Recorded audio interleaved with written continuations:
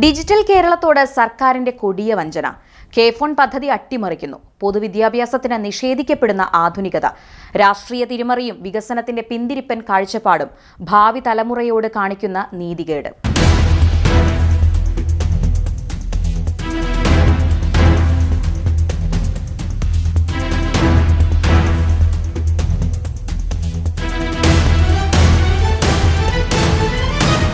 Internet പൗരന്റെ അടിസ്ഥാന അവകാശമായി പ്രഖ്യാപിച്ച് സാങ്കേതിക വിദ്യ സാധാരണക്കാരന്റെ വാതിൽപ്പടിയിലെത്തിച്ച കേരളത്തിന്റെ വിപ്ലവാത്മകമായ അധ്യായമായിരുന്നു മുൻ LDF സർക്കാർ നടപ്പാക്കിയ കെ-ഫോൺ. എന്നാൽ പൊതുവിദ്യാഭ്യാസ മേഖലയെയും ഡിജിറ്റൽ വിടവ് നികത്താനുള്ള ജനകീയ ശ്രമങ്ങളെയും തകിടം മറിക്കുന്ന തീരുമാനവുമായാണ് പുതിയ ഭരണകൂടം മുന്നോട്ടു പോകുന്നത്. സ്കൂളുകൾക്കുള്ള സൗജന്യ ഇന്റർനെറ്റ് സേവനം വെട്ടിക്കുറയ്ക്കുകയും പണം നൽകുന്നവർക്ക് മാത്രം സേവനം പരിമിതപ്പെടുത്തുകയും ചെയ്യുന്നത് തികച്ചും ജനവിരുദ്ധവും അത്യന്തം അപകടകരവുമായ നയമാണ്. സംസ്ഥാനത്തെ പൊതുവിദ്യാലയങ്ങളെ ആധുനികവൽക്കരിക്കാനും ഹൈടെക് ക്ലാസ് റൂമുകൾ വഴി സാധാരണക്കാരായ കുട്ടികൾക്ക് അന്താരാഷ്ട്ര നിലവാരമുള്ള വിദ്യാഭ്യാസം ഉറപ്പാക്കാനും വലിയ പങ്കുവഹിച്ച പദ്ധതിയാണിത്. ഗ്രാമീണ മേഖലകളിലെയും സാമ്പത്തികമായി പിന്നാക്കം നിൽക്കുന്ന കുടുംബങ്ങളിലെയും വിദ്യാർത്ഥികൾക്ക് ഡിജിറ്റൽ ലോകത്തേക്ക് വഴി തുറന്നത് സ്കൂളുകളിൽ ലഭ്യമാക്കിയ ഈ സൗജന്യ കെ-ഫോൺ സേവനമായിരുന്നു. ഇപ്പോൾ സ്കൂളുകൾക്ക് മേൽ സാമ്പത്തിക ബാധ്യത അടിച്ചേൽപ്പിച്ച് ഇന്റർനെറ്റ് വിച്ഛേദിക്കുന്നത് ആ കുട്ടികളുടെ പഠനാവസരങ്ങളെ നേരിട്ട് ബാധിക്കും.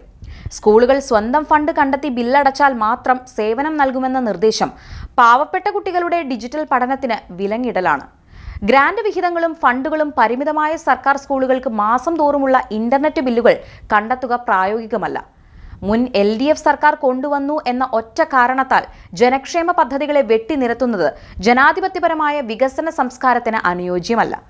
കെ-ഫോൺ കേവലം ഒരു ഇന്റർനെറ്റ് കണക്ടിവിറ്റി മാത്രമല്ല, മറിച്ച് കോർപ്പറേറ്റ് കുത്തകകളുടെ ചൂഷണത്തിൽ നിന്ന് ജനങ്ങളെയും പൊതുസ്ഥാപനങ്ങളെയും സംരക്ഷിക്കാനുള്ള ബദൽ സംവിധാനം കൂടിയായിരുന്നു. ഇതുവഴി ഇനി സംഭവിക്കാൻ പോകുന്നത് ഇവയൊക്കെയാണ്. 1. ഡിജിറ്റൽ അസമത്വം രൂക്ഷമാകുന്നു.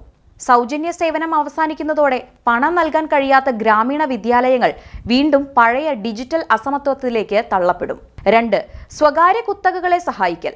പൊതുമേഖലാ സ്ഥാപനങ്ങളെയും സ്കൂളുകളെയും കെ-ഫോണിൽ നിന്ന് അകറ്റുന്നത് സ്വകാര്യ ടെലികോം കമ്പനികൾക്ക് കച്ചവടം കൂട്ടാനുള്ള നീക്കമാണോ എന്ന് ന്യായമായും സംശയിക്കേണ്ടിയിരിക്കുന്നു. 3. സ്കൂൾ ബജറ്റുകളിലെ സമ്മർദ്ദം. ദൈനംദിന പ്രവർത്തനങ്ങൾക്ക് പോലും ബുദ്ധിമുട്ടുന്ന പൊതുവിദ്യാലയങ്ങളെ ഇന്റർനെറ്റ് ബില്ലുകൾ നൽകാൻ നിർബന്ധിക്കുന്നത് അവരുടെ മറ്റ് വികസന പ്രവർത്തനങ്ങളെ മരവിപ്പിക്കും. ലോകം ആർട്ടിഫിഷ്യൽ ഇന്റലിജൻസിന്റെയും ഡിജിറ്റൽ വിപ്ലവത്തിന്റെയും പുതിയ ഘട്ടങ്ങളിലേക്ക് കടക്കുമ്പോൾ നമ്മൾ വിദ്യാർത്ഥികൾക്ക് ഇന്റർനെറ്റ് നിഷേധിക്കുകയാണ്. സാങ്കേതിക വിദ്യ വിരൽത്തുമ്പിൽ നിൽക്കുന്ന ഒരു തലമുറയെ വാർത്തെടുക്കേണ്ട സ്ഥാനത്താണ് സ്കൂളുകളിലെ വൈഫൈ കണക്ഷനുകൾ പോലും വിച്ഛേദിക്കുന്നത്. ഇത് വിജ്ഞാന സമൂഹം എന്ന ലക്ഷ്യത്തിൽ നിന്ന് കേരളത്തെ പിന്നോട്ട് വലിക്കും. സാങ്കേതിക വിദ്യയും വിവര സാങ്കേതിക വിദ്യാലയങ്ങളും സമഗ്രമായ ഭാവി നിർമ്മിക്കുന്ന ഈ കാലഘട്ടത്തിൽ വിദ്യാഭ്യാസ മേഖലയിലെ ഇന്റർനെറ്റ് സേവനങ്ങൾ വെട്ടിക്കുറയ്ക്കുന്നത് തികച്ചും പിന്തിരിപ്പൻ തീരുമാനമാണ്.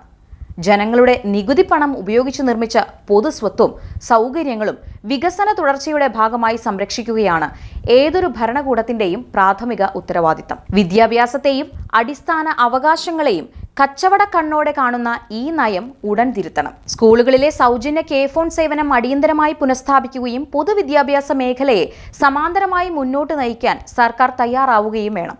പാവപ്പെട്ട കുട്ടികളുടെ അവകാശത്തിന് മീതെ സാമ്പത്തിക മതിലുകൾ പണിയുന്നത് അവസാനിപ്പിക്കുക തന്നെ വേണം.